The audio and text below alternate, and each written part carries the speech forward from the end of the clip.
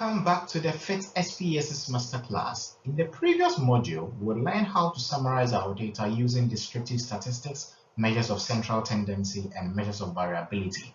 Those tools helped us understand what our data look like numerically. Today, we begin module 3, where we will focus on something equally important, and that is the shape of our data.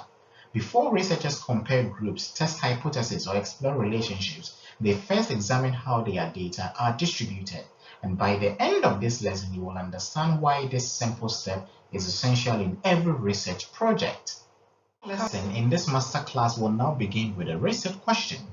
Instead of memorizing procedures, I want you to think like a researcher. And today's question is simple but important. Why should we care about the shape of our data before running statistical tests? Keep this question in mind as we move through the lessons, and by the end, you'll be able to answer it with confidence. Today's lesson is going to lay the foundation for everything that follows in this module. We will define what a data distribution is, look at the different ways data can be arranged, and discuss why understanding these patterns helps researchers choose the right statistical techniques. Let's see where today's lesson fits within the research process. We've already collected and summarized our data. The next step is to understand how those data are distributed. And only after doing this can we confidently test assumptions and select appropriate statistical procedures. And this is why researchers don't just jump straight into hypothesis testing. They first get to know their data. So we've got two classrooms with the same average score. If you only consider the mean, we might conclude that both classes perform similarly. However, Class A has scores clustered closely around the average, while Class B has scores spread widely across a much larger range. This illustrates why researchers look beyond averages, so the distribution provides a deeper understanding of how the data behave. I will need you to think of a data distribution as the fingerprint of your dataset. It describes the pattern formed by your observations and provides insight into the behavior of the data. Two datasets may have the same average, but very different distributions, leading researchers to different conclusions. I need you to understand that the shape of your data influences the methods you can use for analysis. Some statistical tests assume that data follow a particular pattern. If those assumptions are ignored, the results may not be reliable. Examining the distribution is therefore an important quality check before moving to more advanced analysis. Not every dataset looks the same. Some are symmetrical, others lean to one side, and some are spread almost evenly. At this stage, you only need to recognize that these different shapes exist. We will learn how to interpret them in later lessons. Before analyzing data, researchers look for patterns. A simple distribution can reveal whether values are concentrated in one area, whether there are unusual observations, or whether there may be errors that need investigation. Understanding these patterns lead to better decisions later in the research process. We will now move into SPSS and create a histogram for our GPA variable. As you look at the graph, ask yourself, where do most values occur? Are the observations clustered together? Do you notice any unusually high or low values? Today is about observation. Formal interpretation comes in the next lessons. We will use the GPA variable because it's numerical, making it suitable for exploring how observations are distributed. And before we create our graph, what do you think the distribution of student GPA might look like? And I want you to put the answer in the comment section.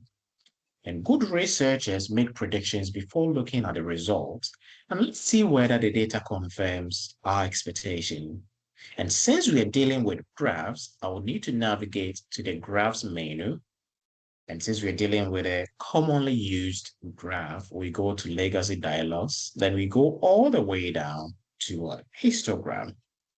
And before I click on that, histogram are usually designed specifically for numerical data, and it groups similar values together so we can see how observations are distributed. So it's as simple as A, B, C. And now we're confronted with our histogram dialog box. So we're going to move our current grade point average. So you can hold and drag or just use the button here to move it. But I'm not going to click on OK just yet. And I want you to notice this, display normal curve. And we would deliberately leave this unchecked because we are focusing only on understanding the distribution itself. And we will introduce the normal curve in the next lesson. So I'm going to hit on OK. Then we'll see what's going to happen. So I've got a simple question for you. What is the first thing you notice? Just put that in the comment section. And we've got two taller bars here, another two in the middle, and another two at the end. And the taller bars tells us where most students' GPA fall, and this is where the greatest concentration of observations is found. And when we look at the shorter bar, it indicates that fewer students achieve GPAs within those regions. And does the graph appear balanced, or does one side appears to stretch farther than the other? Researchers often begin asking simple questions about the overall appearance of the data, and these observations help us understand the data set before applying statistical tests. So we're going to return to our original question. And earlier I asked why researchers examine the shape of their data. And now I believe we can confidently answer that the histogram gives us a visual summary of how observations are distributed. So rather than looking only at averages, we can immediately see where most observations occur and whether the data appear concentrated or spread out. So just imagine for a second that a university wants to understand student performance. And if most GPAs are grouped closely together, the university may conclude that student performance is fairly consistent. But if GPAs are spread widely across the graph, it may indicate substantial differences between students. And this illustrates why visualizing data is an important first step in research. And these are common mistakes I want you to avoid. Choosing a categorical variable instead of a numerical one. So let's say you want to create a histogram. You come to histogram, then you pick a categorical variable. Please avoid that completely. Don't you dare do that. And forgetting that histograms are only suitable for continuous or scale data.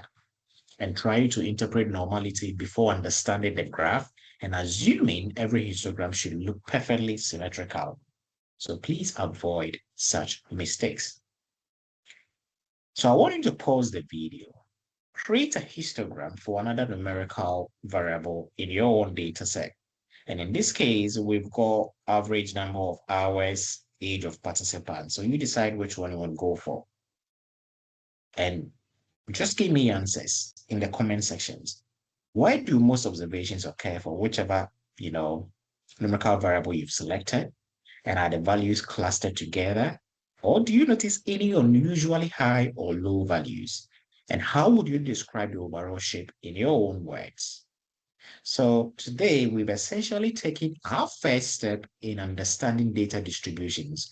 Rather than relying only on numerical summaries, we've learned how to use a histogram to visualize the way observations are spread across a data set. In the next lesson, we will build on this foundation by creating more informative histograms and adding a normal curve to help us interpret distributions more effectively. One of the most common mistakes researchers make is rushing into statistical testing without first exploring their data. Spending a few minutes understanding your distribution can save hours of correcting errors later. Statistics, I dare say, is about understanding patterns, not just calculating numbers.